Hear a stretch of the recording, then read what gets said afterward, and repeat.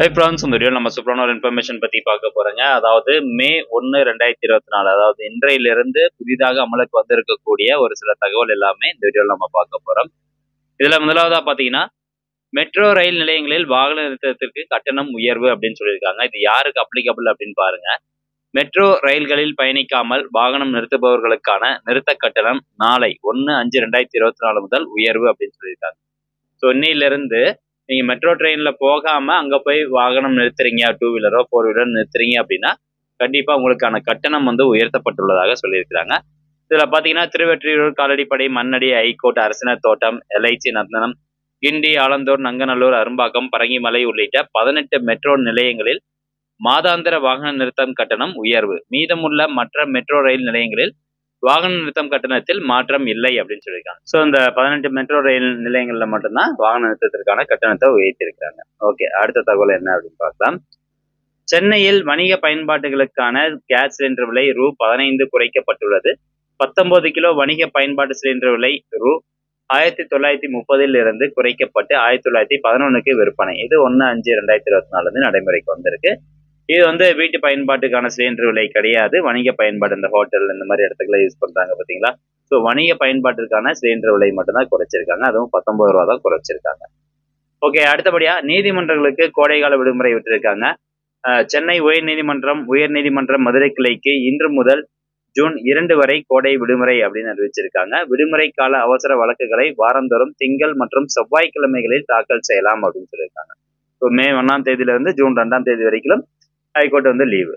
Okay, அடுத்தபடியா sticker ஒட்டுவதில் கட்டுப்பாடு, காவல்துறை இதற்கான விளக்கத்தை கொடுத்துருக்காங்க. ஸோ இது ட்ரெண்டிங்கா போயிட்டு இருக்குது. மே 1ஆம் தேதியிலிருந்து நம்ம 2 வீலர்ல அல்லது 4 வீலர்ல தேவையில்லாம ஸ்டிக்கர் ஒட்டணும் அப்படின்னா அதற்கான அபராதம் நம்ம கட்டியாகணும் அப்படின்னு சொல்லியிருக்காங்க. அதாவது தனியார் வாகனங்களில் ஸ்டிக்கர் ஒட்டுவது தொடர்பான கட்டுப்பாடுகள் குறித்து காவல்துறை விளக்கம்.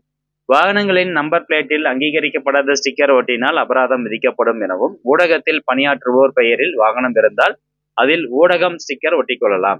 ஸோ நீங்க அந்த ஜாப்ல இருந்தீங்கன்னா மட்டும் நீங்க ப்ரெஸ் அப்படிங்கிற அந்த ஸ்டிக்கர் ஒட்டிக்கலாம். மற்றபடி அந்த ஜாப்ல இல்லாம உங்க வண்டி பேர் வண்டியினுடைய ஓனர் நேம் வேற ஏதாவது இருந்தது அப்படின்னா கண்டிப்பா அதுக்கு நீங்க அபராதம் கட்டணும். வேறொருவர் பெயரில் உள்ள வாகனத்தில் ஊடகம் ஸ்டிக்கர் ஒட்டி பயன்படுத்தினால் அபராதம். முதல் தடவை விதிமீறலில் ஈடுபட்டால் ரூ. 500, இரண்டாவது தடவை என்றால் ரூ. 1500 அபராதம் வசூலிக்கப்படும் அப்படின்னு சொல்லியிருக்காங்க.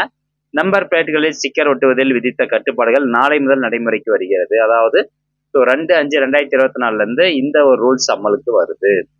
அடுத்தபடியா ஏற்கனவே நம்ம சொன்னதுதான், ஊட்டி கொடைக்கானல் செல்வோருக்கு மே 7ஆம் தேதியிலிருந்து ஜூன் 30ஆம் தேதி வரைக்கும் இ பாஸ் இருந்தா மட்டும்தான் அலோவ் பண்ணுவாங்க.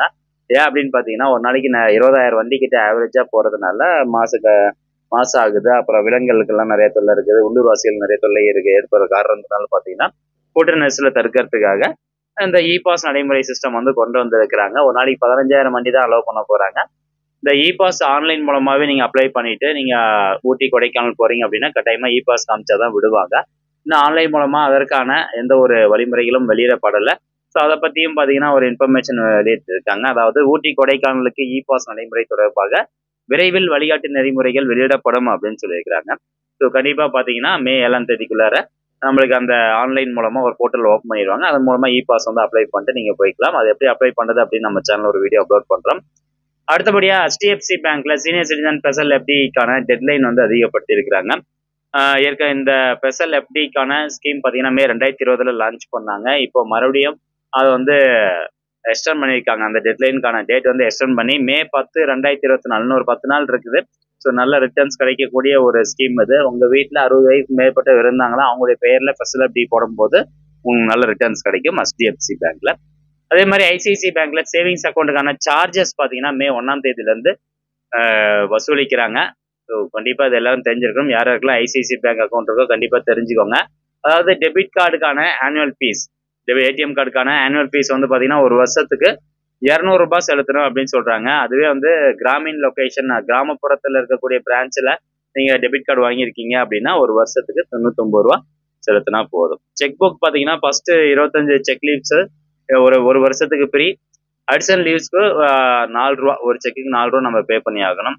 அதே மாதிரி ஐஎம்பிஎஸ் அவுட்வர்ட் ஃபீஸ் பாத்தீங்கன்னா ஐஎம்பிஎஸ் மூலமா டிரான்சாக்ஷன் பண்றீங்க அப்படிங்கும்போது ₹1 இருந்து ₹1000 வரைக்கும் டிரான்சாக்ஷன் பண்றீங்க அப்படின்னா 2 50 பைசா ஒரு டிரான்சாக்ஷன் கட்டி ஆகணும் அப்படின்னு சொல்றாங்க. அதுவே 1001 25,000 ரூபாய்க்கு பாத்தீங்கன்னா 5 ரூபா கட்டினா போதும் அப்படின்னு சொல்றாங்க. இது எந்த விதத்துல நியாயம் அப்படின்னு தெரியல. 1000 ரூபாய்க்குள்ள டிரான்சாக்ஷன் பண்ணும்போது 2000 ரூபாயாமா. அது 25,000 ரூபாய் வரைக்கும் டிரான்சாக்ஷன் பண்ணா 5 ரூபா மட்டும் கட்டினா போதுமா. ஸோ மேக்ஸிமம் பாத்தீங்கன்னா மிடில் கிளாஸ் பீப்புள் நம்ம எல்லாருமே மேக்ஸிமம் 1000 ரூபாய்க்குள்ள அதிகமா டிரான்சாக்ஷன் பண்ணுவோம். அப்ப நம்ம 2000 ரூபா கூடுதலா கட்டிக்கிட்டே இருக்கணும். 25,000 ரூபாயில இருந்து 5 லட்சம் ரூபாய்க்கும் டிரான்சாக்ஷன் பண்றோம் அப்படின்னா 15 ரூபா ஒரு டிரான்சாக்ஷனுக்கு 15 ரூபா நம்ம கட்டணும். ஸோ இந்த மாதிரி ஒரு சில சார்ஜஸ் வைத்து இருக்கிறாங்க.